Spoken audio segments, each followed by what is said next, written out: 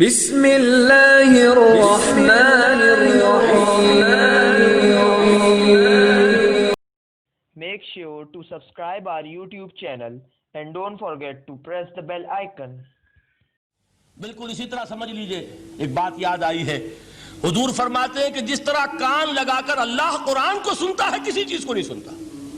ہمیں نظر نہیں آتا نا, ہمیں معلوم نہیں. ہم قرآن پڑھ رہے ہیں تو سننے والا کون ہے؟ سب سے زیادہ کان لگا کر خود اللہ.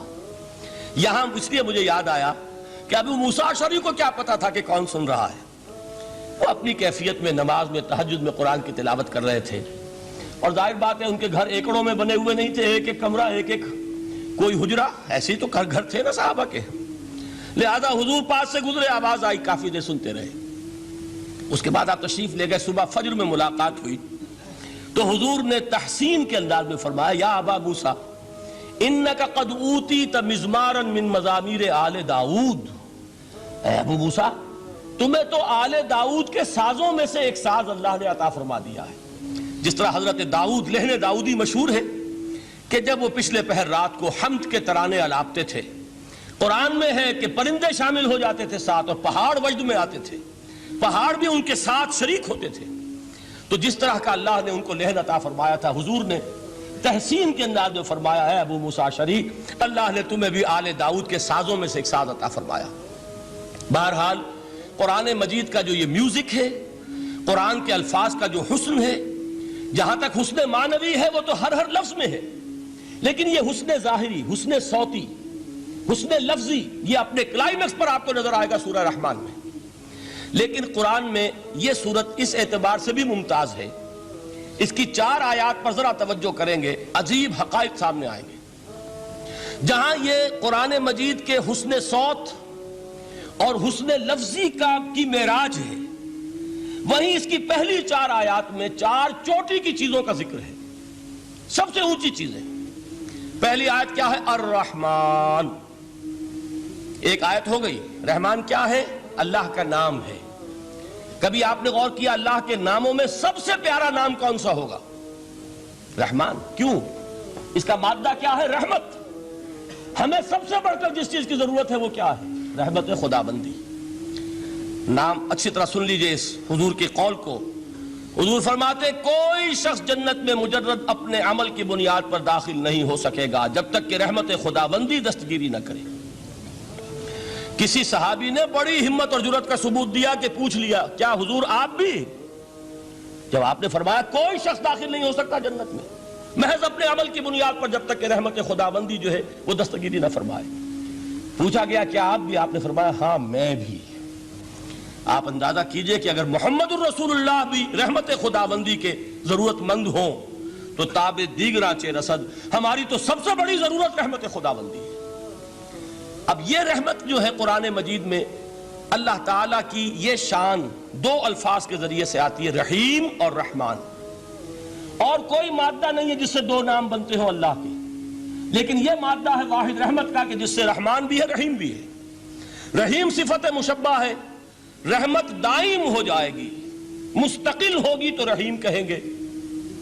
اور رحمان, اس میں رحمت کی ہے وہ شان ہے کہ جیسے ٹھاٹھے مارتا ہوا سمندر ہو, ہیجان کی کیفیت, طوفانی کیفیت, رحمت خداوندی کا طوفانی جوش, وہ ہے رحمان. آپ تو رہتے اس علاقے میں ہیں, آپ کو معلوم ہے عرب اگر بھوکا مرا جا رہا ہو تو کیا کہے گا؟ انا جوعان.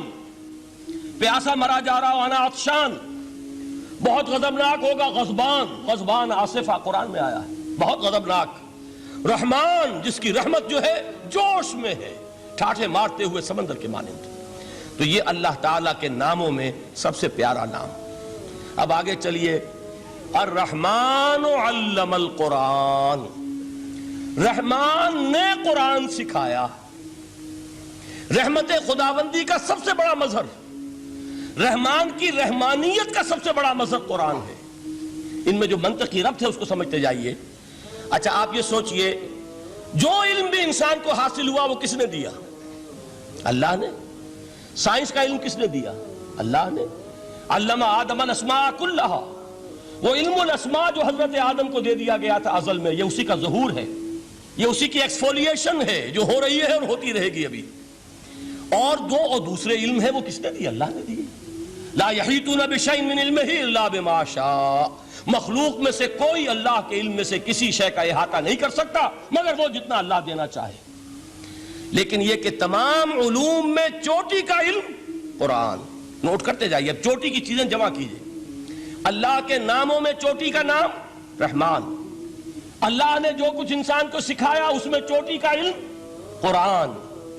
خلق الانسان، انسان کو پیدا فرمایا. سوال یہ کہ حیوانات کو کس نے پیدا فرمایا؟ آسمان کس نے پیدا کیے؟ زمین کس نے پیدا کی؟ فرشتے کس نے پیدا کیے؟ کیا مطلب خلق الانسان؟ اس کی تمام مخلوقات میں اس کا کلائمیکس، اس کی تخلیق کی معراج، اس کے تخلیق کا نقطہ عروج انسان ہے. یہ ہے کہ جو مسجود ملائک بنا ہے. وَلَقَدْ كَرَّمْنَا بَنِي آدَمَ وَحَمَلْنَاهُمْ فِي الْبَرِّ وَالْبَحْرِ وَرَزَقْنَاهُمْ مِنَ الطَّيِّبَاتِ وَفَضَّلْنَاهُمْ عَلَى كَثِيرٍ مِّمَّنْ خَلَقْنَا تَفْضِيلًا. تو تخلیق میں سب سے اونچی تخلیق انسان کی. علموں میں سب سے اونچا علم قرآن کا. اللہ کے ناموں میں سب سے اونچا نام رحمان. اب آئیے چوتھی چیز، علمہ البیان. انسان کو بیان کی صلاحیت عطا فرمائی. کیا اور کوئی صلاحیت عطا نہیں کی؟ بینائی کس نے دی؟ اللہ نے. اسی طریقے سے سماعت کس نے عطا فرمائی؟ اللہ نے. کتنی فیکلٹیز ہیں، کتنے ایکسٹرنل آرگنز ہیں سینس کے، کتنے انٹرنل سینسز ہیں جو اللہ نے دیے ہیں. لیکن یہاں بھی سمجھ لیجئے جتنی فیکلٹیز ہیں ہیومن فیکلٹیز، ان میں ٹاپ کی فیکلٹی جو ہے وہ اسپیچ ہے، کلام ہے، بیان ہے. جن لوگوں نے میڈیکل سائنس کا مطالعہ کیا ہے وہ جانتے ہیں کہ یہ برین ہے، ہیومن برین، اس برین میں جو وہ اوپر ایک زرد سا مادہ ہوتا ہے، گرے میٹر، اس کی ایک کوٹنگ ہوتی ہے. یہ ہائیسٹ ایوالوڈ فارم ہے اور اس میں سب سے بڑا رقبہ جو ہے وہ اسپیچ سینٹر کہلاتا ہے. اسی لیے انسان کو حیوان ناطق کہتے ہیں. حیوان کے اور انسان کے مابین امتیاز قائم کیا گیا، نطق، گویائی، بولنا. اب یہ کیا چیز ہوئی؟ انسان کی صلاحیتوں میں سے سب سے اونچی صلاحیت. 4 آیتیں ہو گئی نا. اللہ کے ناموں میں سب سے چوٹی کا نام رحمان. اس نے جو علوم پیدا کیے ان میں چوٹی کا علم قرآن. اس نے جو مخلوقات پیدا فرمائی ان میں چوٹی کی مخلوق انسان. انسان کو جو صلاحیتیں اور استعدادات عطا فرمائی ان میں چوٹی کی استعداد بیان. جمع کیجئے نتیجہ کیا نکلے گا؟ وہ نتیجہ ایک حدیث نبوی کی شکل میں سامنے آتا ہے. پہلی حدیث میں نے یہی پڑھی تھی. اس کے راوی کون ہے؟ عثمان ابن عفان. میں حیران ہوتا ہوں وہ قافیہ یہاں بھی موجود ہے. رحمان، قرآن، بیان، انسان، عثمان، عفان. باپ کا نام بھی اسی وزن پر ہے، عثمان ابن عفان. عن عثمان ابن عفان رضی اللہ تعالی عنہ قال قال رسول اللہ صلی اللہ علیہ وسلم. حضرت عثمان شہید مظلوم ذو النورین رضی اللہ تعالی عنہ فرماتے ہیں کہ اللہ کے رسول صلی اللہ علیہ وسلم نے فرمایا خیرکم من تعلم القرآن وعلمہ. تم میں سے بہترین لوگ وہ ہیں جو قرآن سیکھیں اور سکھائیں. قوت بیان جو تمہاری ٹاپ فیکلٹی ہے، اس کا استعمال کسی گھٹیا کام کے لیے نہیں ہونا چاہیے. دیکھیے اردو میں محاورہ ہے کہ توپ سے مکھی نہیں ماری جاتی.